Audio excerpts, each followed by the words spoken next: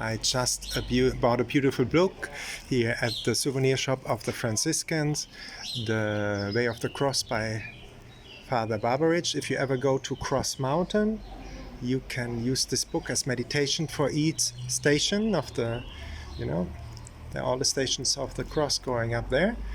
And it's a nice shop. You can find really nice products in here.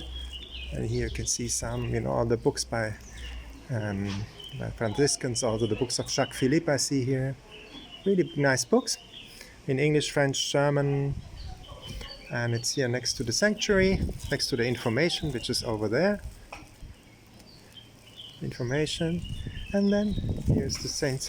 James Church you see over there. And I take you on a little walk around here at the sanctuary. Let's go together. Here you can have this place over there. Just in front of me you can do masses for deceased family members, to clean the generational lines in your families. You can do that here. Now we go to St. James Church, which is over here. Right over there. And there we go. I wish you a beautiful, joyful day. Look around, there's St. James Church.